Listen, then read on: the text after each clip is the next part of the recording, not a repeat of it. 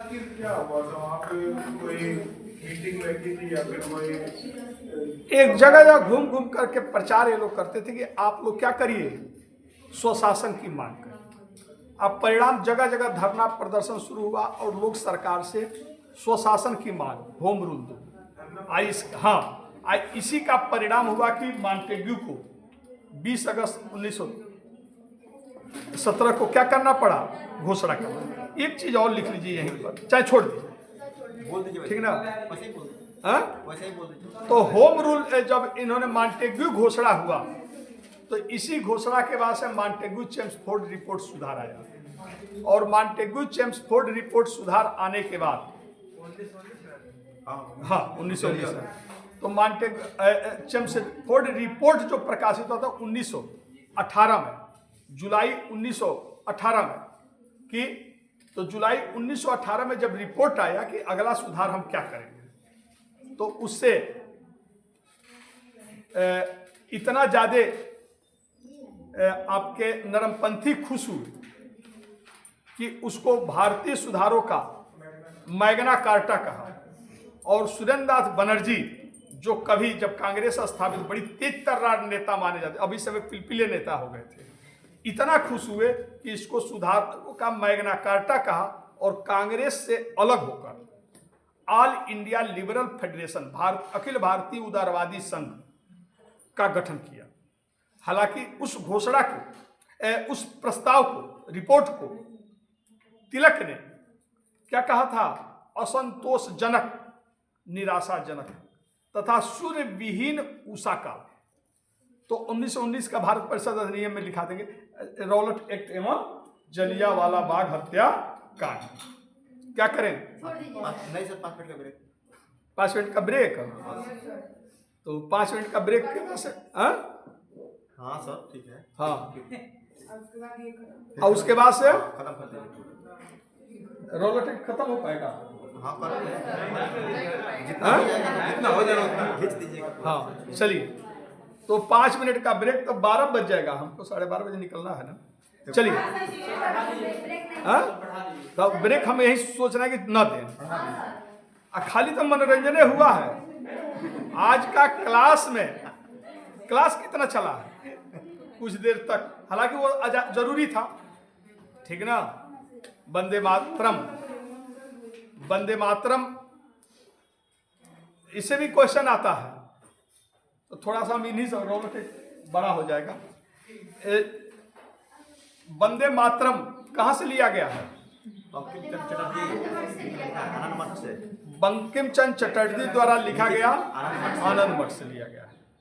आनंद मठ में एक सन्यासी है, भावानंद। हाँ, भावानंद जो है, आनंद मठ कभी मौका मिलेगा तो पढ़िएगा। पश्चिम बंगाल में है क्या? आनंद मठ कोई जगह नहीं है, नाम है, ठीक ना। आनंद मठ जो है,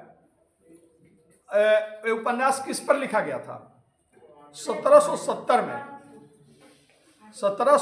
में बंगाल में अकाल पड़ा था, पढ़ाया भी। 1770 में उस समय देश में कौन शासन चल रहा था? क्या चल रहा था? 1770 में द्वैध शासन चल रहा था। 1765 में लॉर्ड क्लाइव ने द्वैध शासन की स्थापना की। अच्छा, आप लोगों में नहीं पढ़ाता हूँ, दूसरे का ध्यान आ जाता है। आप लोगों को 1885 से पढ़ाए हैं। हाँ, कैसे? हाँ, 1885 से भारतीय राष्ट्रीय, हाँ, भारतीय राष्ट्रीय। तो 1770 में, 1765 से लेकर 1772 तक, यानी 7 साल देश में द्वैध शासन था। लॉर्ड क्लाइव ने दोहरा शासन, एक शासक था बंगाल का नवाब और एक शासक था अंग्रेज कंपनी। बंगाल का नवाब के पास कहने को नवाब थे, लेकिन कोई अधिकार नहीं था, यानी, लेकिन नवाब वो थे, यानी जनता का कल्याण करने की जिम्मेदारी किसकी थी? नवाब की, लेकिन उसके एवज में कोई अधिकार नहीं था। अब कंपनी नवाब नहीं थी, लेकिन सभी अधिकार किसके हाथ में थी? कंपनी, यानी अधिकार विहीन दायित्व और दायित्व विहीन अधिकार, यानी एक के पास अधिकार तो था लेकिन दायित्व नहीं था, और एक के पास दायित्व तो था अधिकार नहीं। अधिकार विहीन दायित्व तथा दायित्व विहीन अधिकार की स्थापना हुई। उस समय बंगाल, जो कभी भारत का सबसे समृद्ध सूबा बोला जाता था, आप लोग दिल्ली सल्तनत पढ़ रहे हैं, बंगाल के बारे में जितना दिल्ली सल्तनत के अंडर बंगाल नहीं रहा, उससे अधिक बंगाल स्वतंत्र, दिल्ली सल्तनत से स्वतंत्र रहा। इसलिए बंगाल को विद्रोहों का नगर भी कहा जाता है। पढ़ाए होंगे सर आप लोग को बंगाल के बारे में, बीच बीच में आता रहा होगा। तो जितना दिल्ली सल्तनत के अंडर में नहीं रहा बंगाल, उससे अधिक दिल्ली सल्तनत से बंगाल बाहर हो। कारण क्या था कि बंगाल भारत का सबसे समृद्ध सूबा था।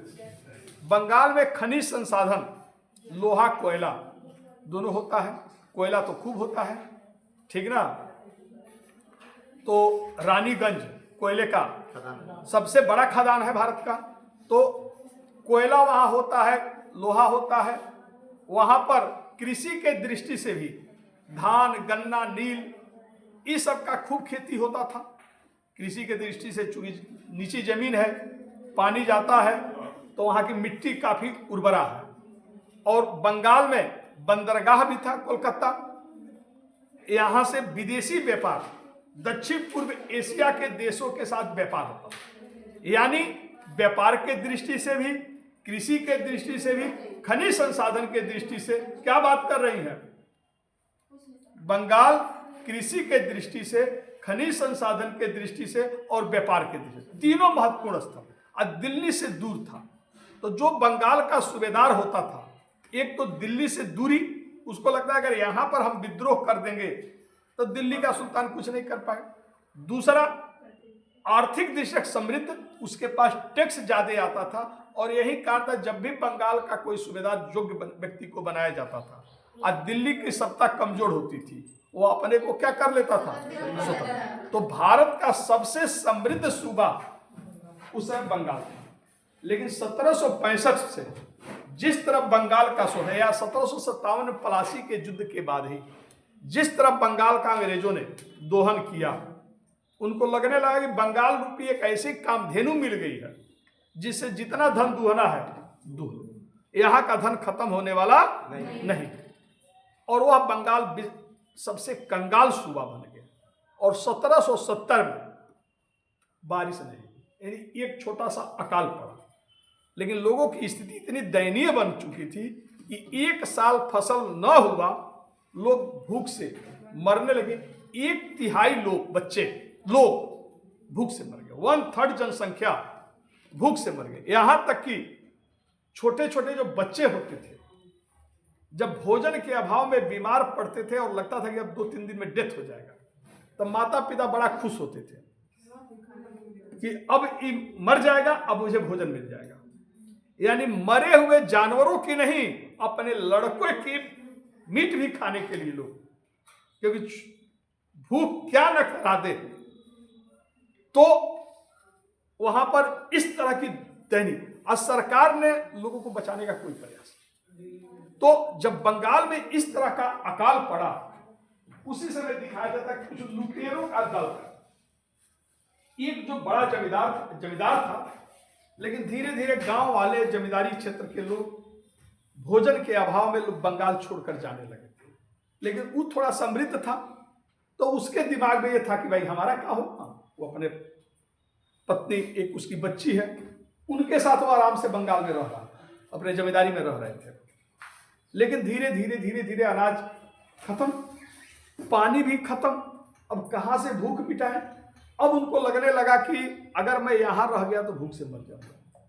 लिहाजा वो पूरा घर अब लास्ट में ताला मारते हैं, और जो आभूषण है, जो नगद पैसा वो लेकर के क्या कर देते हैं, पत्नी और बच्ची को लेकर चल देते हैं। ठीक है, अब वो चल देते हैं, रास्ते में जाते हैं, उसमें लुटेरों का आतंक था बंगाल में, वो सब लूटते थे सब। ये जब जाते हैं काफी दूर तक पानी नजर नहीं आता, प्यासा है, भूख, दूध लेकर के थोड़ा सा चले थे, वो भी खत्म हो गया है। कहीं अनाज है ये नहीं है कि कहीं खाना रास्ते में खा से, कोई होटल नहीं है।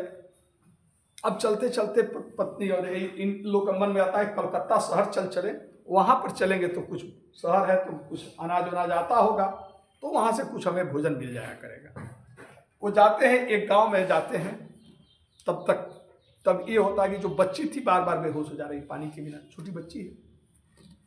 अब जब छोटी बच्ची बार बार पानी के लिए बेहोश हो जाती है, तब उनके दिमाग में आता है कि क्यों नहीं इसकी पानी व्यवस्था करें। तो कहीं दूर कहते हैं तुम लोग यहीं आराम करो, हम कहीं जा रहे हैं, अगर थोड़ा बहुत पानी मिला तो मैं लेकर के कम से कम बच्ची का प्राण तो बचे।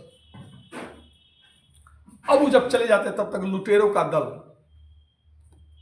अब हथियार लिया, जमींदार है तो पैसे वाला आदमी, हथियार भी लिया, लेकिन वो चला जाता है कहीं नाले वाले की तलाश में, कहीं पानी मिल जाए, प्यास बुझा दे। तब तक लुटेरों का दल आता है, वो बच्ची को पकड़ लेता है।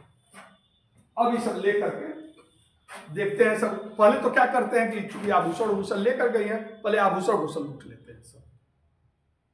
अब बच्ची को लेकर के चले जाते हैं, माँ भी पीछे पीछे तब जाती है, तो बच्ची को छोड़ दो।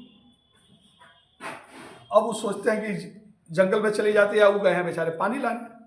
अब इनको लुटेरों का दल एक तो सामान लूटता भी, अब लास्ट में ये होता है कि ये चली जाती है जंगल में। तब सोचते हैं सर कि आभूषण वो सब करेंगे क्या, खाना खाए पानी पिए तो कई दिन हो गया, हम लोग आभूषण तो लूट रहे हैं, जो लोग घर घर छोड़ करके गए वो सब वहीं से लूटते हैं, लेकिन ये सब क्या करेंगे क्या, जंगल में कुछ मिल रहा नहीं है, कई दिन हो गया भूख से लड़ते, पैसे आभूषण तो कलेक्ट हम लोग डके थे सब। तब ये होता है कि भोजन की तलाश में, तब सोचते हैं कि बच्ची ये बहुत कोमल मांस होगा, इसी को खा ले, ठीक है ना। अब वो बच्ची का मांस और तब कहते हैं कि पहले बच्ची को खाया जाएगा और फिर इसकी माँ को खाएंगे, ठीक है ना। अब वो उन सबों को लगता है कि चलो भोजन तो मिल गया, 2-1 दिन का भोजन चलेगा। अब बच्ची को सब पकड़े हैं, ये बेचारे आते हैं यहाँ पर, देखते हैं कि गायब सब। अब वो तलाश करने लगते हैं, जब बच्ची को सब फिर धीरे धीरे आग जला लेते हैं सब, है ना। बच्ची को कुछ पानी भी पिला देते हैं कि मर जाएगी तो जब हम लोग को खाना होगा तो नहीं खा पाएंगे, तो कहीं से पानी में भी थोड़ा बहुत ओस से पानी इकट्ठा करते हैं सब, अब पानी पिला देते हैं, बच्ची का प्राण तो बच जाता, थोड़ा सा पानी चटा दिया जाता है, भरपेट पानी नहीं मिल पाता है। तब तक उस महिला को और बच्ची को वहीं पर है, ये सब डर रहे हैं, सब छोड़ दो, मेरा पति इंतजार कर रहा होगा, खूब उन्होंने बिना सब कुछ करती है, लेकिन उन डकैतों का कोई, और डकैतों का दृश्य भी दिखाया कि देखने में खाली उनके अंदर हड्डी दिखाई देता है, ठीक है ना, पूरे शरीर में कहीं मांस नहीं, मतलब एक नर कंकाल जैसा वो डकैत नजर आते। लूट तो करते हैं, खाना मिलता नहीं है। तब अब ये होता है कि जब वो बच्ची को लिए, तब तक अचानक सन्यासियों का एक दल आता है, जैसे वो दल आता है डकैत छोड़कर भाग जाते हैं, और उस महिला को उस बच्ची को ले लेते हैं और ले करके चले जाते हैं। जहां पर जाते हैं उसी का नाम है आनंद मठ, वो एक मंदिर है, वहां सन्यासियों का एक दल है, और वही सन्यासी जिसका पुजारी है भवानंद, ठीक है ना।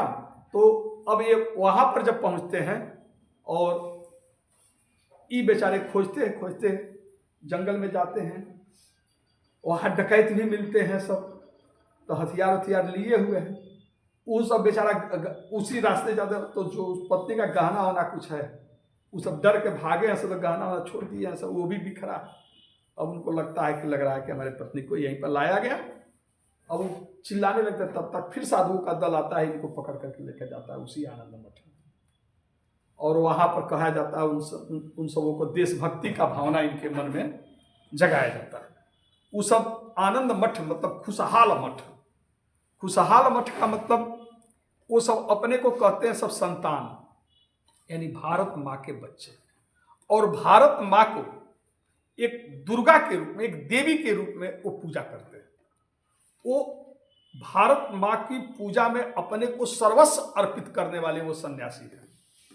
वो घोर घना जंगल है, उस जंगल के बीच में वो मठ है जहां पर पुलिस न पहुंच सके, और वो अंग्रेजों को भारत से खदेड़ना चाहते हैं, ठीक ना। वो सन्यासी ऐसा व्यक्ति जो परिवार से मोह माया से मुक्त हो जाए और पूरी तरह देश को आजाद कराने में अपने को झोंक दे, उसको वो सन्यासी और सन्यासी को बच्चे कहते हैं।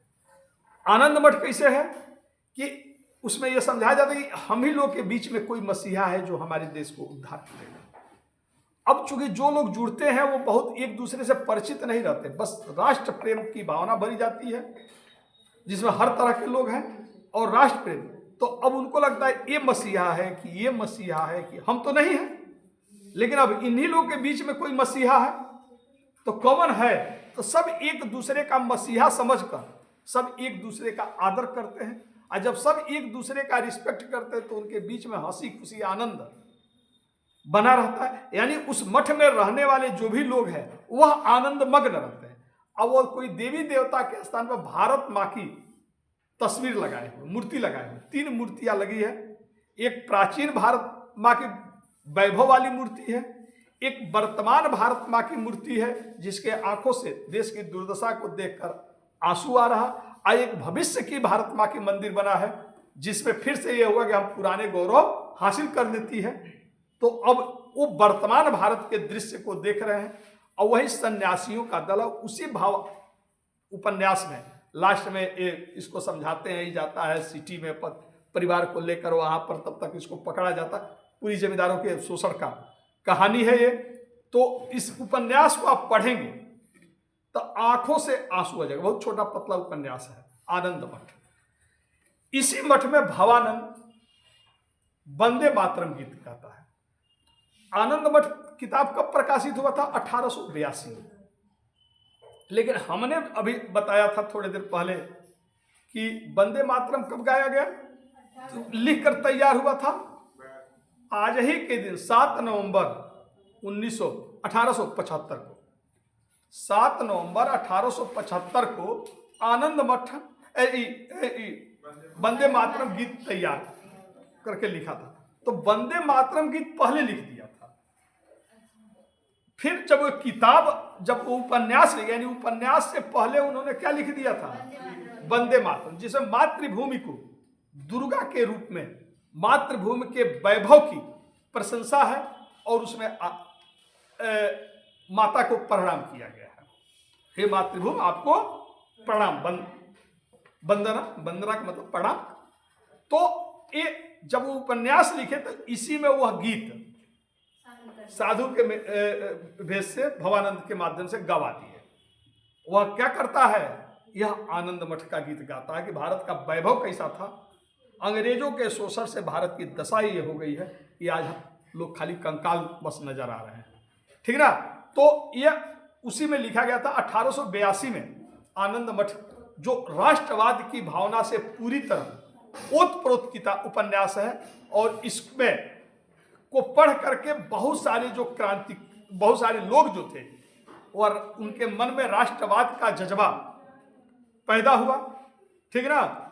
बल्कि बहुत सारे क्रांतिकारी भी उस उपन्यास से प्रभावित होकर के क्रांतिकारी रास्ते को, तो देश को, लोगों में राष्ट्रीय चेतना को जगाने में वंदे मातरम का बड़ा योगदान है, या आनंद मठ का बड़ा योगदान। आनंद मठ बंकिम चंद्र चटर्जी चट्टोपाध्याय, इनका पूरा नाम है बंकिम चंद्र चटर्जी या बंकिम चंद्र चट्टोपाध्याय। इन्होंने दुर्गेश नंदिनी, कपाल कुंडला, तमाम सारी उपन्यासों को लिखा था। और ये डीएसपी थे, आईसीएस परीक्षा क्वालिफाई थे, और जब ये ट्रेन में थे तो उसी ट्रेन में इन्होंने आनंद मठ को, वंदे मातरम गीत को सियालदह से जब नवादा जा रहे थे, ट्रेन में बैठे थे, तो वहीं पर एक किताब मतलब ये गाना आनंद मठ वंदे मातरम गीत लिखा था। और 7 नवंबर 1875 को 1896 का भारतीय राष्ट्रीय कांग्रेस का वार्षिक अधिवेशन कोलकाता में हुआ, और इसमें रविंद्रनाथ टैगोर साहब ने खुद इस गीत को, पहली अधिवेशन कांग्रेस का था जिसमें इस गीत को उन्होंने क्या किया था? गाया था। फिर जब आपका स्वदेशी आंदोलन चला, आपका 7 अक्टूबर 1905 को, जो कोलकाता के टाउन हॉल से पढ़ा चुका हूं, तो वहां पर भी इस गीत को क्या किया गया था, गाया गया था। और इसके बाद वंदे मातरम आंदोलनकारियों का एक नारा बन गया। 1907 में बनारस में कांग्रेस का वार्षिक अधिवेशन हुआ, ये भी पढ़ा चुका हूं, जिसकी अध्यक्षता गोपाल कृष्ण गोखले ने किया था। 1907 में कर रहे हैं, 1905 में गोपाल कृष्ण गोखले, और उसमें यह कांग्रेस ने निर्णय लिया कि वंदे मातरम को हर वर्ष जो कांग्रेस का वार्षिक अधिवेशन हो रहा उसमें गाया जाएगा। वंदे मातरम जो आनंद मठ है बंगाली भाषा में लिखा गया है, और जो वंदे मातरम है बंगाली और संस्कृत मिश्रित भाषा है। सस्य श्यामलाम सुफलाम, ये लिपि जो है बंगाली लिपि है, इसका हिंदी रूपांतरण हम लोग गाते हैं। बात समझते हैं, ये बंगाली मिश्रित, बंगाली और संस्कृत मिश्रित एक शब्द है। बंगाली में इसको वंदे कहा जाता है, वंदे मातरम। लेकिन हिंदी या संस्कृत में वंदे का मतलब कुछ नहीं, तो हिंदी में इसको क्या लिखा जाता है, वंदे मातरम। हाँ, बंगाली में वंदे है, हिंदी में। अरविंद घोष ने इस गीत का अंग्रेजी भाषा में अनुवाद किया था। अरविंद घोष और आनंद मठ का भी उन्होंने अंग्रेजी भाषा में अनुवाद किया था। और अरविंद घोष के बाद 15 अध्याय अरविंद घोष ने लिखा। उसके बाद से उनके भाई, जो छोटे भाई थे, बारिंद्र कुमार घोष, पढ़ा चुका हूं, बारिंद्र कुमार घोष ने जब जर्मनी के स्टुटगार्ट में, आपके कौन तिरंगा फहरा रही थी, तिरंगे की जनक किसको माना जाता है, मैडम भिखाजी कामा। तो जो तिरंगा बनाई थी, उसके तिरंगे के बीच में कलर में लिखी थी वंदे मातरम, ठीक ना। एक थी तिरंगे के झंडे के सम्मान में वो तिरंगा आंदोलन चलाई थी, और उस महिला को गोली मार दी गई, वो मर गई, लेकिन तिरंगा झुकने नहीं दिया। तिरंगा उनके हाथ में उसी तरह। मातंगी हजारा, मातंगी हजारा एक अमर शहीद है, महिला है, मातंगी हजारा। इन्होंने भी अंतिम शब्द इनका क्या था, वंदे मातरम। भगत सिंह, सुखदेव, राजगुरु को जब फांसी दिया गया था, तो उस समय एक नारा अंतिम क्या लगाए थे, वंदे मातरम। इसलिए 1907 में, 1906 में बारिसाल में कांग्रेस का एक जुलूस निकला, और सभी लोग वंदे मातरम वाला तिरंगा लिए थे, और तिरंगा में जुलूस निकला था। अंग्रेज वंदे मातरम शब्द से इतनी भयभीत रहने लगे कि वंदे मातरम पर बैन लगा, कहा गया कि ये वंदे मातरम लिखा तिरंगा आप नहीं ले सकते। और वहां पर पुलिस से भीषण अहिंसक प्रदर्शनकारियों का संघर्ष हुआ था, ठीक ना। तो वंदे मातरम एक ऐसा शब्द बन गया, यह गीत एक ऐसा गीत बन गया कि हर क्रांतिकारी बड़ी आदर के साथ इस गीत को गाता था। इस गीत के कारण न जाने कितने क्रांतिकारी और कितने ऐसे उस समय राष्ट्रीय चेतना से प्रभावित लोग तैयार हुए, जिसने देश को आजाद कराने में अहम भूमिका। कहा जाता है इस गान में इतना दम था उस समय कि जो बीमार से बीमार होता था, जो घायल होता था, जैसे ही यह गीत उस समय लोग गाते थे, जैसे लगता था उसके भुजाओं में फिर दम आ गया, और फिर वह उठ करके खड़ा हो जाता था।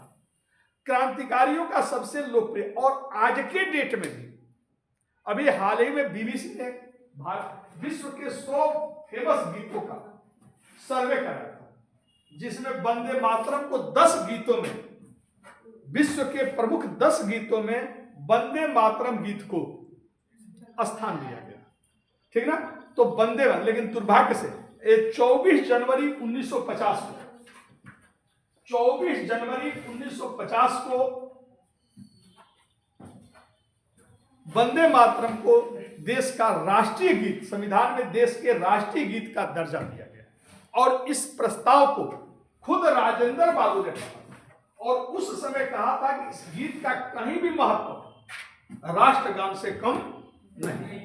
एक बड़ी चर्चा में चल रहा था कि भारत का राष्ट्रगान किसको बनाया जाए, तो कई सारे गीत थे, जिसमें एक गीत था वंदे मातरम, लेकिन नेहरू जी इनको वंदे मातरम ठीक नहीं लगा, क्योंकि वंदे मातरम में क्या है, एक मातृभूमि को वंदना किया और मातृभूमि को क्या किया गया है, मां का दर्जा दिया गया। लेकिन अब ये बातें लोगों को ठीक नहीं लगा, कुछ नेताओं को, क्योंकि इसमें दुर्गा का भी बात की गई है, इसमें कुछ देवी देवताओं का नाम है, यानी लोग कहे कि यह सांप्रदायिक गीत है। बात समझे कि नहीं? लेकिन प्रथम 2 पंक्ति जो गाया जाता है इस समय राष्ट्रगान, उसमें कहीं कोई देवी देवता का नाम नहीं, उसमें केवल भारत को मां का दर्जा दिया। अब भारत को मां का दर्जा देना ये कहां से सांप्रदायिक हो गया? और ये तो हमारे यहां प्राचीन काल से ये मान्यता थी। हम भारत को क्या करते हैं, स्वर्ग से भी ऊपर मानते हैं। गायंती देवाह किलगीतिकानि धन्यास्तु, ये भारत भूमि भागी। तो भारत की जो भूमि है, देवता तक गीत गाते, देवता तक लालायित रहते कि इस भारत भूमि में जन्म। हम तो इतना महत्व दिए हैं भारत मां को कि स्वर्ग से भी बड़ा मानते हैं। तो अगर वहां पर मां कह करके उसकी वंदना की गई है, तो हमको भोजन आदि जो भी हम कहां पले बढ़े हैं, इसी तो गोद में। और किसी के गोद में कोई पलता है तो क्या होता है, मां ही तो होता है। उसी ने जो दिया उसी को हम खाते हैं, उसी से हम वायु लेते हैं, उसी में पानी पीते हैं, उसी में हम। तो अगर इस भारत को हम मां का सम्मान देते हैं तो इस सांप्रदायिक नहीं हुआ। लेकिन उस समय कुछ लोगों को, जिसमें सबसे ज्यादा पंडित नेहरू को आपत्ति थी, इसको ये हुआ कि नहीं, इसको राष्ट्रगान न बनाया जाए। और गुरुदेव द्वारा लिखित कौन जनगण मन को राष्ट्रगान बनाया गया और इसको राष्ट्रीय गीत का, हालांकि उसमें आया था सारे जहां से अच्छा हिंदुस्तान हमारा, ये भी गीत लाया गया था कि इसको भी राष्ट्रीय गान का दर्जा दिया जाए। लेकिन तब जब वंदे मातरम को हटा दिया गया तो दूसरा सबसे लोकप्रिय गाना जनगण मन अधिनायक को राष्ट्रगान। लेकिन आज भी स्कूलों में राष्ट्रगान गाने पर एक प्रकार का रोके है नहीं। हालांकि अब तो जोगी बाबा ने कहा कि मदरसे में भी राष्ट्रगान होगा, राष्ट्रीय गीत गाया जाएगा, ठीक ना, उन्होंने रूल बना दिया है। तो वंदे मातरम को एक तरह से गाने पर प्रतिबंध है, इसको सांप्रदायिक बताया जाता है, जबकि रियलिटी है कि किसी धर्म का, अब इस्लाम धर्म में कहा जाता है कि हम सिवाय अल्लाह का किसी अन्य देवी देवता या किसी की हम वंदना नहीं करते, इसलिए हमारे धर्म के क्या है, खिलाफ है। यही कारण है कि वंदे मातरम जब होता है तो मुस्लिम बच्चे को ये बुरा लगता था और इसलिए पहले स्कूलों में गाया जाता था, लेकिन गाने पर रोक लग गई। यानी ये दोयम दर्जे का गीत हो गया। आज आरएसएस के जो स्कूल हैं वहीं पर केवल इसको गाया जाता है। हाँ, तो गाने पर इसको राष्ट्रगान क्या हो गया, अनिवार्य। यानी राष्ट्रीय गीत की अपेक्षा वंदे मातरम की अपेक्षा जनगण मन को महत्व दिया गया। अब तो स्थिति है कि पिक्चर हॉल में इंटरवल के समय में राष्ट्रगान एक बार बजाया जाना अनिवार्य कर दिया गया है। और जैसे राष्ट्रगान होगा आपको क्या करना है, खड़ा हो जाना है। तो राष्ट्रगान महत्व दिया गया, राष्ट्रगान सबको तैयार है, वंदे मातरम। लेकिन राष्ट्रगान भी हमारे देश का राष्ट्रीय प्रतीक है। तो जितना दिल में सम्मान का भाव राष्ट्रगान का होना चाहिए, उतना ही सम्मान, एक किसी धर्म मजहब पंथ से जुड़ा हुआ चीज नहीं है, ठीक ना। और उतना ही सम्मान भाव वंदे मातरम के प्रति होना चाहिए। संयोग से आज के दिन इसकी 150वीं वर्षगांठ है, इसलिए पूरे देश में वंदे मातरम को धूमधाम से मनाया जा रहा है। सरकार इसके उपलक्ष्य में डाक टिकट जारी कर रही है, तमाम सारे कार्यक्रम आयोजित किए गए हैं। आज स्कूलों में वंदे मातरम को गाना, वंदे मातरम के बारे में जानना, ठीक ना। तो ये है वंदे मातरम। आपके एग्जाम के भी कई सारे महत्वपूर्ण पॉइंट इसमें है, ठीक ना। चलिए आज इतना ही। अब कल हम लोग पढ़ेंगे नेक्स्ट डे रॉलट एक्ट एवं जलियांवाला बाग हत्याकांड। ठीक, ओके, धन्यवाद।